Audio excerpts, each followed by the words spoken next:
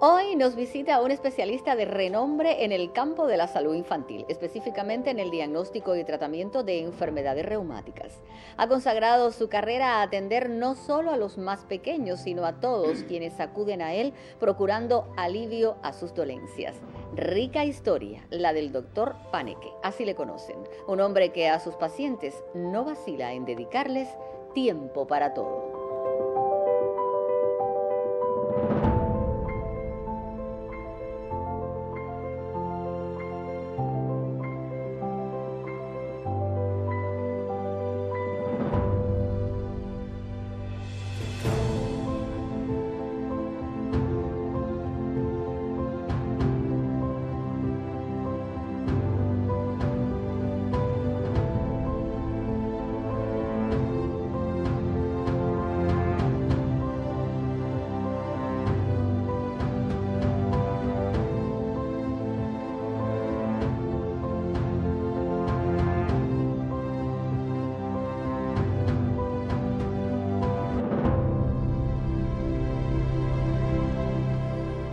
De piloto de aviación a médico. ¿Cómo fue eso, Paneque? Bueno, la historia es larga. Ajá. Hace muchos años ya, prácticamente eso comenzó cuando, a los 13 años, cuando opté por la carrera militar, donde ingreso en la Escuela de los Camelitos, secundaria seguido de pre, cuando aquello era secundaria y preuniversitario. Yo siempre pensé hacer una carrera militar, bueno, es decir, nosotros embullados con los muchachos en sexto grado, etcétera, hicieron entrevistas y entro a la Escuela de los Camelitos.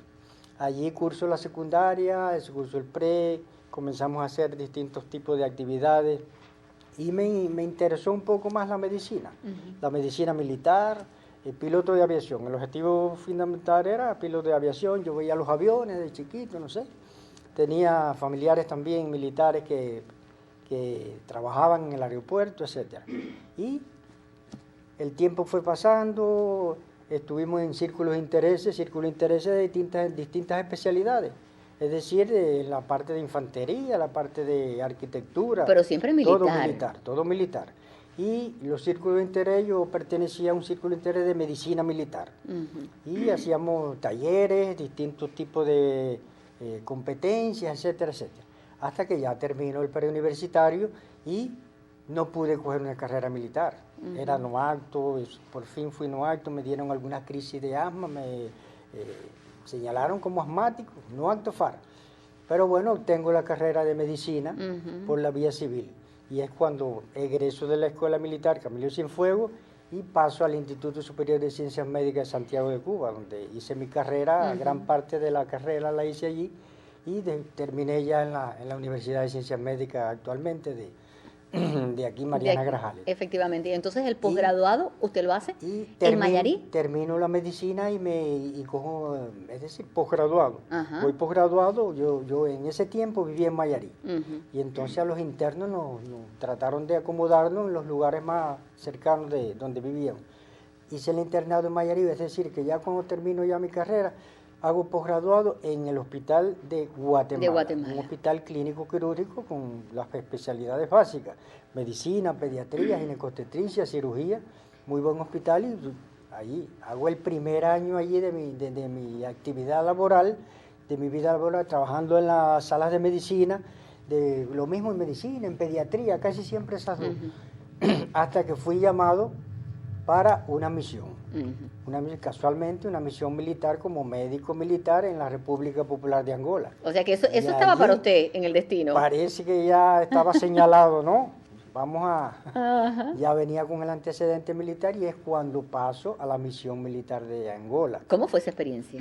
La experiencia en Angola, bueno, yo llego a Angola, estábamos en los tiempos, eso fue en el año 85, del 85 al 87. En la década de los 86, del 87 al 89. Yo llego allí a la ciudad de Menongue, donde nos hacen un llamado, llegando allí a Angola, algunos médicos que teníamos que dar un paso al frente para la guerra de Cuito con Navales. Pedían anestesiólogos, médico general. Yo era médico general, llevaba un año de graduado prácticamente. Y al otro día ya fuimos directamente para el frente, allí en Cuito, Cuanavale. Allí llegamos a Cuito, Cuanavale, y aquello fue tortuoso en primer lugar. Imagínate, un médico jovencito prácticamente graduado de un año, un médico general, y al llegar yo allí a Cuito, Cuanavale, veo un hospital subterrado, era un monte prácticamente, y un hospital subterrado donde había de todos los equipos, de todos los que uno conocía y no conocía en la medicina. Y al ver, y por allá un árbol donde hay gente estirada, heridos por allá, mujeres incluso, muchos soldados con amputaciones de piernas, y digo, esto es un desastre. Y inmediatamente me dirijo ahí a la máxima dirección de allí, todo era en campaña, y me encuentro con él, y dice, ¿quién es el jefe de este régimen? Nos viene de visita el general Fleita, recordando, hace muchos años de esto. Llego allí, y esto es una anécdota, ¿no? Una anécdota, y yo le digo, permiso general, mire, aquí hay una situación terrible, yo soy el único, porque era por brigada, primero entraron las brigadas a Cuito, Cuanavale, y cada brigada tenía un médico. Yo era el médico de esa brigada. Me recibieron sanitarios angolanos, que sabían muy bien los sanitarios, eran unos expertos allí.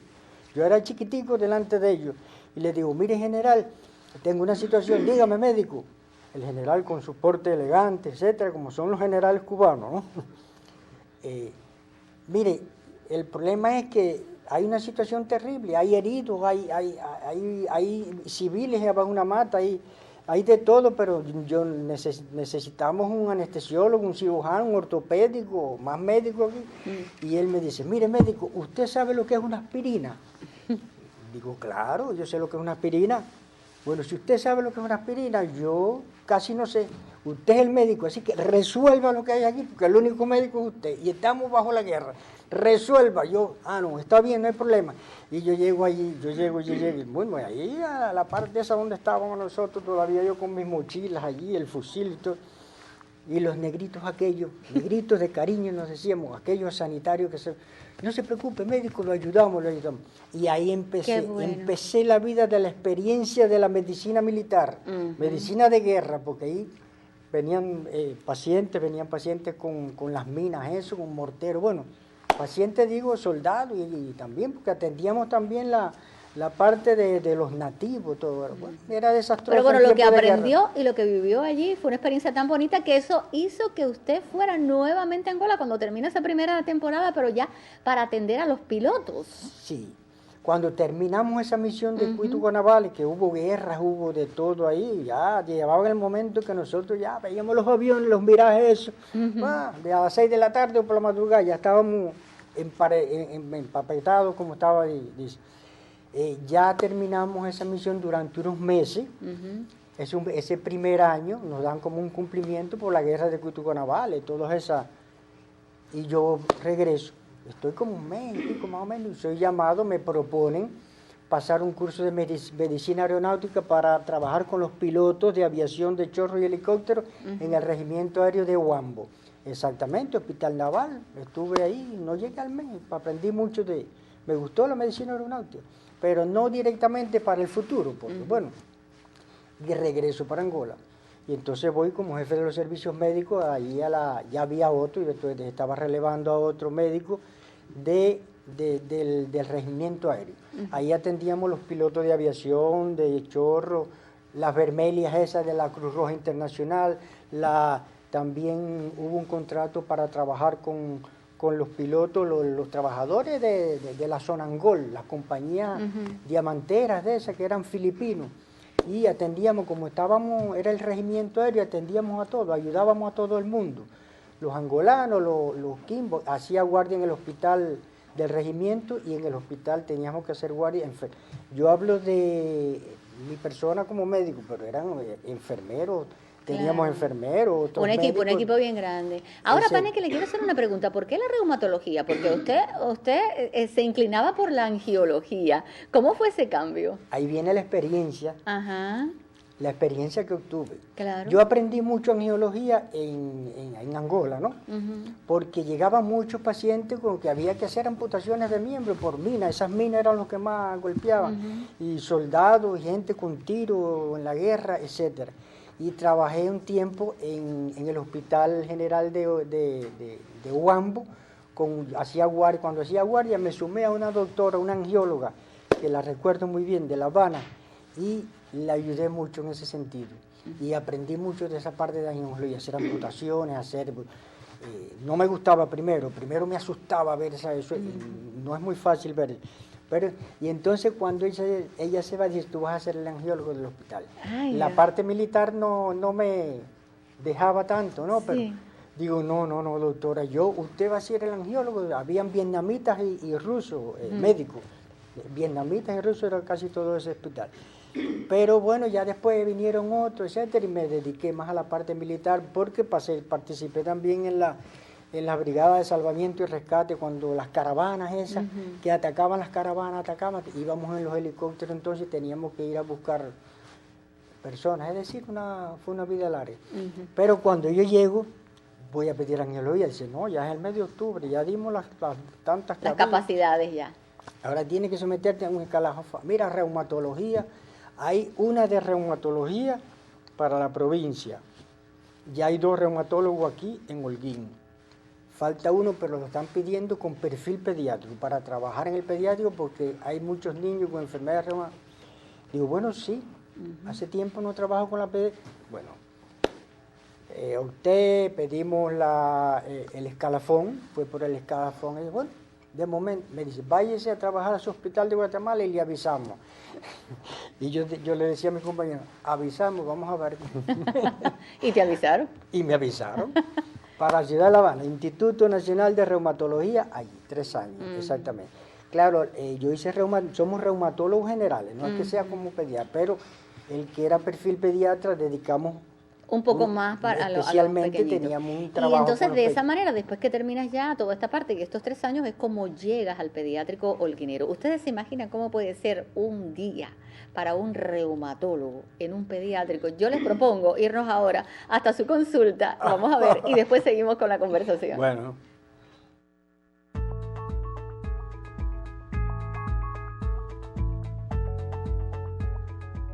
Tenemos varios tratamientos y una de las modalidades es realmente la ozonoterapia. Es un tratamiento que hacemos luego de que nos remiten los pacientes a nuestra consulta, que como usted bien dice, tenemos las relaciones siempre de trabajo y en lo personal con los especialistas de reumatología, que ellos nos los mandan, nos los remiten a la consulta, que vienen con ellos, vienen con sus pacientes y nos entregan al paciente en la consulta. Nos explican todo lo que tiene el paciente, los antecedentes y la impresión diagnóstica que tienen en ese momento para colocarle el tratamiento como ozonoterapia. Nuestros profesionales son muy buenos y siempre nos llevamos bien en todos los planos. Y en el caso de reumatología, en el servicio de reumatología, es especial. Nosotros los queremos mucho por el humanismo, el sentido de responsabilidad. Es el único servicio que viene a la consulta de ozonoterapia y me trae al paciente y me lo entrega. Pero además de eso, que sigue el paciente, es decir, no es solamente traer el paciente, vamos a darle ozono y a ver qué pasa con el paciente. No, es un servicio que sus especialistas siguen el tratamiento del paciente. Quiere decir que estoy muy contenta de poder trabajar con ellos, que los admiro mucho, al profe Paneque, a la doctora Danay, a la doctora Lilian, a todos. En sentido general, es un buen equipo y creo que todos nos beneficiamos, pero principalmente el paciente, que es por el bienestar y por ellos trabajamos.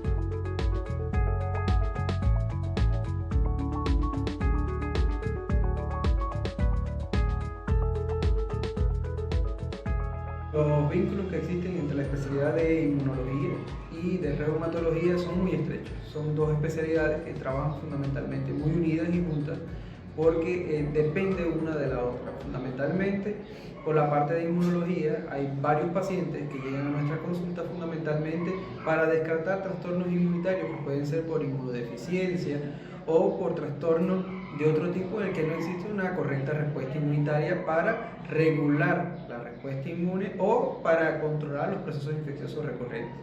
También por ese mismo mecanismo entran a nuestra consulta varios niños que vienen presentando una serie de cuadros clínicos que debutan al final, cuando es estudiado, con enfermedades autoinmunes, que son aquellas en las que el propio organismo, para hablar de un poco un lenguaje que todo el mundo puede entender, en la que el propio organismo humano se ataca a sí mismo. Y así nosotros concatenamos nuestra consulta con reumatología y remitimos los pacientes para que los profesores de esta especialidad puedan seguir estudiando el paciente. Este hospital tiene rico capital humano que nos permite interrelacionar entre nosotros, y lejos de ser compañeros de trabajo nada más, tenemos incluso un rapport, más bien como una amistad, porque somos colegas que nos conocemos mucho tiempo, y aquellos que tenemos la capacidad de poder dar docencia y formar a los nuevos especialistas del futuro, pues bueno, inculcamos eso en nuestros educandos para que se mantenga la profesionalidad, pero que también se mantenga la interrelación humana.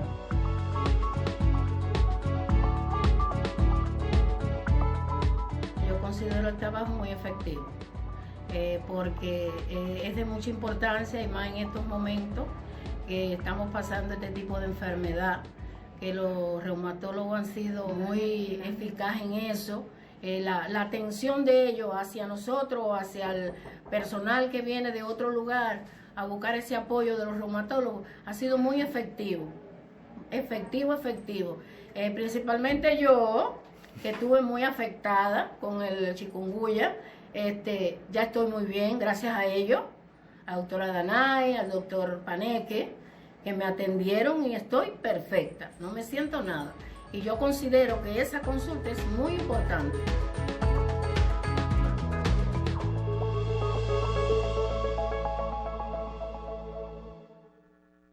Hablemos entonces de su especialidad. Ya yo le estaba preguntando a Paneque, bueno, le estaba diciendo a los amigos televidentes, ustedes no se imaginan cómo es el día a día en una consulta, y ya más o menos los especialistas que trabajan contigo, bueno, pues nos estuvieron comentando. ¿Cómo es el día a día en la consulta, doctor? Sí.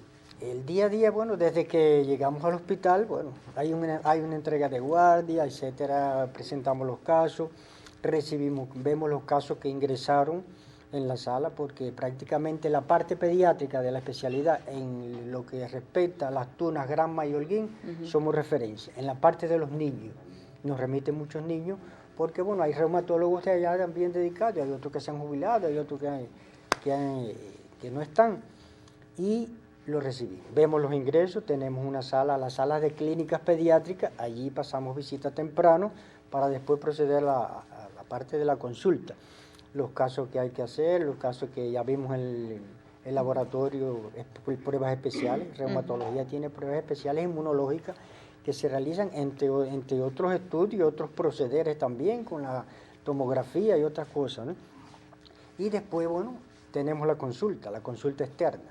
Son consultas largas prácticamente, donde atendemos niños desde 0 hasta 18 años de edad. 18 años, 11 meses, 29 días. Casi ya hombres y mujeres que se atienden, los que son de ingreso, los que son los tratamientos que lleva. Tenemos tratamientos especializados, no solamente son los sintomáticos, sino hay tratamientos específicos para evitar progresos de enfermedades articulares, sobre todo autoinmunes. Los lupus eritematosos tienen un programa especial por la cantidad de manifestaciones que pueden aparecer orgánicas, con complicaciones que pueden ser hasta letales. Y generalmente en los niños estas enfermedades, al cursar del tiempo, tienen buena respuesta a los tratamientos, incluso biológicos. Y por ahí también entonces tenemos la otra parte, que es la parte alternativa con la fisioterapia, las terapias ocupacionales, el ozono, como vieron también que la doctora estaba hablando. En los niños se aplica el ozono. Efectivamente. También que muchas preguntas, y el ozono en sí se aplica el ozono. Está ahora mismo yo también preguntándole a usted. Con buenos resultados prácticamente. Y otras cositas también que aplicaban. Que salen consulta. Desde ahí. O sea que es bastante movidito, ¿no? Movidito. Entonces se mueven con los residentes. Tenemos procederes terapéuticos. También. Hacemos bloqueos articulares, musculares, infiltraciones, lo que se le llama las infiltraciones, que son los tratamientos directos, incluso en ozono articular. Ahora, de todas esas cosas que usted me dice también, ¿qué es lo que más le gusta de su especialidad, doctor? De mi especialidad. Bueno, lo que más me gusta es atender e interconsultar las enfermedades un poquito raras. Ah.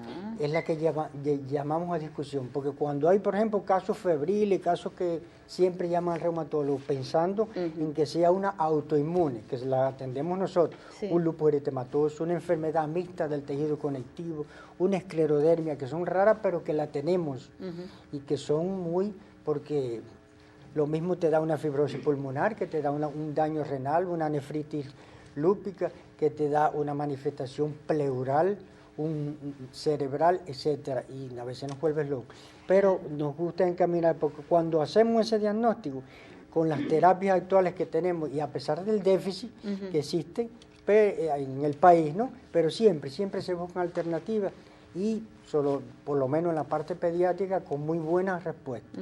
Esa es la parte así, porque bueno, incluso cuando yo iba a coger reumatología, dije, ay, eso, muchos piensan, eso es de artrosis, artritis de hueso. No, eso es de enfermedades clínicas sistémicas. Efectivamente. Y a veces dependemos ya del cardiólogo, del nefrólogo, pero bueno, dependemos cuando ya se traspasa del límite. O sea que ya hoy, incluso aquí en la conversación... Somos clínicos que tenemos que atender todas las esferas, Eso le iba a decir. digestiva, dermatológica, de todo. Eso le iba a decir, que ya en la conversación nos hemos dado cuenta que es bastante amplio, ¿no? El campo Muy de la amplio, sí, reumatología. cómo no. A usted le gusta mucho la música, ya nosotros sabemos exactamente La eso. música, bueno, Sí, no vamos a entrar ahora en Sí. detalles de quiénes son sus intérpretes favoritos, No. porque ya nosotros investigamos, por favor, y vamos ahora a un segmento dedicado a la música, en el que nos Bueno, encanta bueno. siempre complacer a todos los amigos y a los invitados que tenemos en el programa. Así que nos Claro vamos que sí, ahora claro mismo que con sí. Fran Ernesto Riverón Martirola.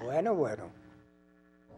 Muy buenas tardes. Nuestro recorrido hoy por el pentagrama musical, asimilando peticiones de nuestros invitados, se detiene hoy en alguien que destacó no precisamente como cantante, sino como compositor.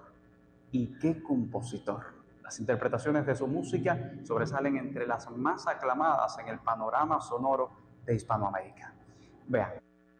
Soy aquel que cada noche te ve y estoy aquí. Tiene la expresión de una flor y tiene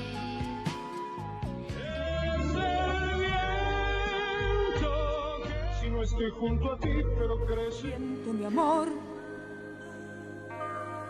Pero siento mi amor, lo siento como yo te amo. Por supuesto que se trata de Manuel Alejandro, un creador musical que ha trascendido y trascenderá más allá de nuestro tiempo. Vamos a repasar páginas de su historia. Nacido en la región española de Cádiz, hijo de un aclamado compositor concertista clásico, la música le acompañó desde los primeros años de su vida. Siendo muy joven y ya graduado de piano de un prestigioso conservatorio, un percance determinó su destino. Fracturé este brazo derecho, con el brazo escayolado que no podía ni escribir, y ahí empecé a meterme en la literatura, ahí empecé a escribir la letrita y la melodía. A raíz de ello se trasladó a Madrid. Allí incursionó como creador de efectos especiales en radionovelas y como pianista en clubes nocturnos, oficios que le resultaron insuficientes para sus aspiraciones. Tuve muchísimo tropiezo hasta llegar al primero, que fue Rafael. Y llegó el año 1966. De visita en una academia musical conoció al joven Rafael Martos, para entonces una estrella en plena formación. Soy aquel que cada Manuel Alejandro compuso el primer gran éxito del Divo de Linares, un hito que marcó la colaboración de quienes consideran es el dúo más romántico de nuestra lengua. Luego de una década de colaboraciones con Rafael, Manuel Alejandro giró su creación hacia otros cantantes no menos célebres. Si no estoy junto a ti, pero crees sentir el calor. soy rebelde porque y quisiera ser como niña pequeña. El que hace crecer tu alegría, dueño de ti, dueño de qué. Al perderte yo a ti, tú y yo hemos perdido. Procuro olvidarte. Se nos rompió el amor de tan grandioso jamás pudo existir tanta belleza. Sobre Rocío Jurado, confesó que componía para ella con solo verla, sin que la cantante le contara ninguna experiencia. De hecho, es la cantante femenina para la cual creó su mayor número de éxitos. Me alimenté de ti por mucho tiempo. Con el inicio de la década de 1980, un cantante mexicano acaparó preferencias en el mundo de habla hispana. Mucho le debe Manuel precisamente a Manuel Alejandro. Era bella, soportablemente bella, bella. Quiero dormir cansado. Seguir enumerando celebridades de la escena que hicieron suyas las creaciones del español sería interminable. Estos son algunos ejemplos. El alma se vacía como el cántaro y la el amor acaba. Porque vivo como ves, como las aves, puedo regalar todo el amor que te hace falta. Me he dado cuenta que ha ido surgiendo y tú te atreves por mi vida. Ya en las postrimerías de sus andares por pentagramas, se reencontró con Rafael en el álbum llamado precisamente así, Reencuentro, con una decena de sus canciones inéditas. Luego de más de 50 años de carrera musical cosechando infinitos lauros, Manuel Alejandro puede mirar hacia atrás con la certeza de que aún goza del mayor de los reconocimientos, el aplauso unánime del público. Señoras y señores, pasó por el mundo de Rafael quien tenía que pasar, Manuel Alejandro. Tendremos tiempo luego para disfrutar de algunas de sus más memorables composiciones. Tiempo que seguro ustedes agradecerán. Pronto nos vemos.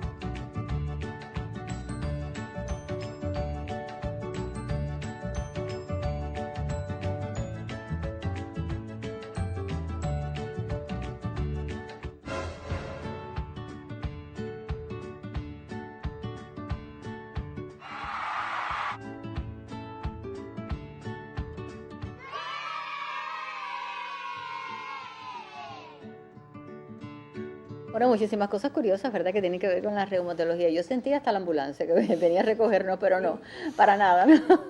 No estamos enfermos hoy, aunque tengamos un doctor reumatólogo aquí con nosotros en el estudio, que yo me imagino que además usted recordará muchísimas anécdotas, ¿no?, de cosas que le han sucedido en las consultas, con algún paciente que haya tenido. Los niños son muy simpáticos. Muy simpáticos. He tenido niños que han salido corriendo porque ven una jeringuilla y no es para ellos. Bueno, yo, niños solamente no, yo, los adultos también. Hay adultos que salen corriendo cuando ven una jeringuilla. Hay anécdotas en la vida laboral nuestra cuando éramos posgraduados. Ajá. Por ejemplo, te voy a contar una. Un día llega una paciente, estábamos haciendo guardias de medicina, éramos médicos generales en el hospital de Guatemala. Llega una paciente con pródromo de parto. Nosotros hacíamos parto a veces, pero teníamos un ginecostetra de cabecera. Pero la paciente parece que tenía algo que yo no sabía.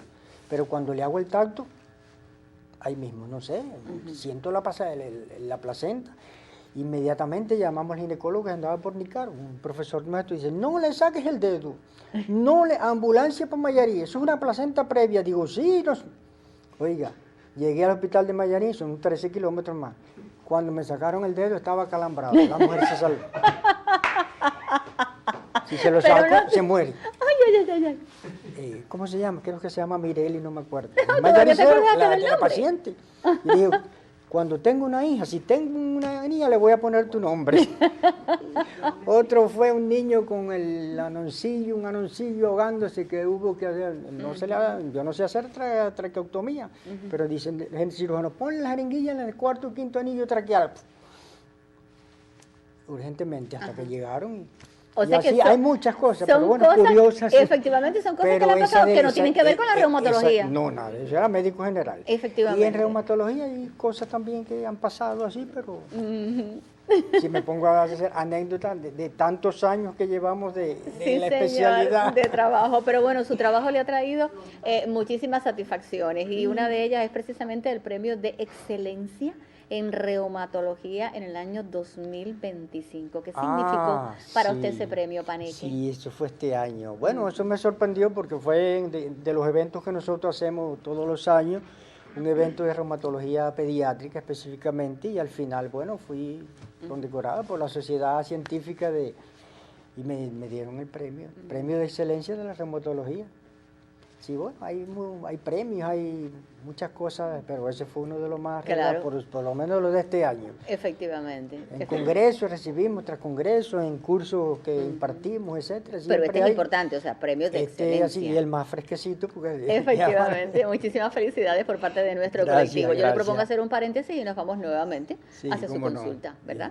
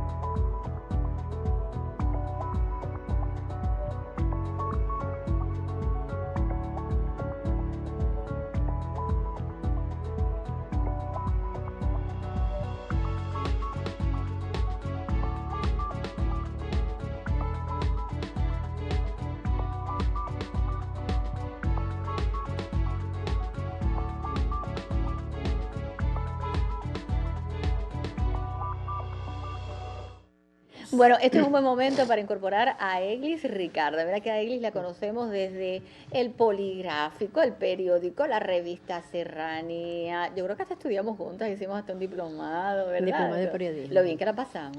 Pero bueno, de esas anécdotas no vamos a hablar hoy, porque hoy estamos concentradas y concentrados en el doctor Paneque. Tú eres prima de Paneque, un tanto lejana, pero prima.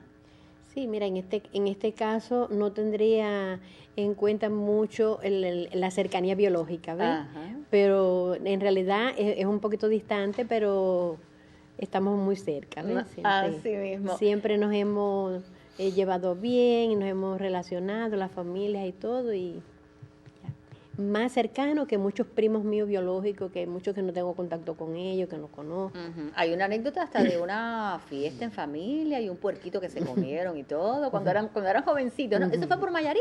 Eli, ¿eso fue Mayarí? Yo soy del campo, yo soy de aquí, de mi familia de Dovales. Ajá.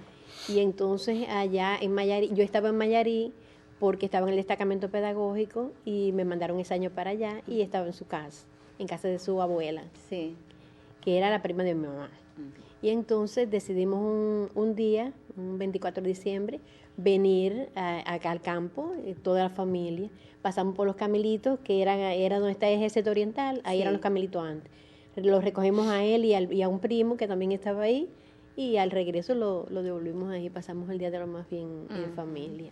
Y bueno, después que ha pasado el tiempo, ya Paneque médico, que es bueno tener un médico en la familia, ¿verdad? Incluso hasta te está tratando y todo. Cuéntame eso de las inyecciones, de cuando tú ves la aguja encima de ti, porque yo sé que te da miedo. Impresiona, ¿ves? Sí. Impresiona, pero el dolor que yo tenía era tan fuerte porque tengo ahí una neuropatía traumática. Y entonces, producto de un accidente que tuve, entonces ahora con este virus, todos los dolores se centraron en la parte que estaba más débil. Y fue ahí. Y entonces tenía mucho dolor. Es verdad que la aguja me impresionó bastante, pero el dolor que yo tenía era tan grande que era preferible inyectarse, ¿verdad? Era preferible el pinchazo. Para calmarse, para calmar. Un bloqueo. ¿Qué tú crees de Paneque? A ver, Paneque como especialista, como médico, ¿cómo tú lo ves allí? No me hables de familia y de primo, no, como especialista. Bueno, hablar de él en poco tiempo así, no es fácil, pero bueno, lo he visto ahí en la consulta, que aquellas consultas siempre están llenas, porque yo siempre he dicho que tú vas a una consulta y ahí te atienden bien, aunque no haya el medicamento, y tú te vas satisfecho. Claro. No sé si a ustedes le habrá pasado eso, pero bueno, a mí sí. Y entonces allí va todo el mundo a aquella consulta, y ahora después del virus, aquello había más personas adultas que niños, ¿ves? Y otra cosa, porque él siempre a todos los atiende, con el mismo carisma, con el mismo trato, tenga problemas o no tenga, porque todos en un momento determinado hemos tenido alguna dificultad. Hay personas que llevan su problema al trabajo, él no es de esas personas. Él es de esas personas que siempre tiene el mismo carisma, el mismo trato. Fíjate que las personas que viven en municipios lejanos, que por problemas de transporte, de ciclones y otras situaciones no pueden venir, pues bueno, gracias a la nueva tecnología, él también no se quedan sin consultas y él los atiende. Sí, porque además en esa parte no la comentamos, o sea que ahora, después del virus, también los reumatólogos han tenido muchísimo más trabajo, ¿verdad? Sí. Vale, que se te ha complicado un poco más la consulta. Se ha triplicado el trabajo. Efectivamente. Ya estuvimos hablando de eso en un programa radial. En la radio, sí. Pero es verdad que las consultas, vienen remisiones, a veces a tiempo, a veces tardía, pero bueno, siempre más que menos van a parar al bolso, como decimos los reumatólogos. Claro, porque las complicaciones que quedan ya después más bien son óseas. Hay complicaciones neurológicas, reumáticas, crónicas, que hacen artropatías inflamatorias crónicas, invalidantes, que hay que acudir a otras terapias que utilizamos. Claro, salvaguardando para poder frenar por lo menos, o frenar no tanto, sino también aliviar. Bueno, pues yo les agradezco muchísimo que hayan estado hoy con nosotros aquí en el programa. Viste, nuestra inyección no duele tanto como la de Paneque. Esa sí duele, ese pinchazo. Un abrazo bien grande para ustedes, para su familia. Se me siguen cuidando del frío, que todavía está fin de semana. Vamos a seguirlo teniendo aquí. Un placer también para nuestro colectivo haber conversado con usted, profesor. Se nos quedan muchísimas cosas y podemos, como en Angola,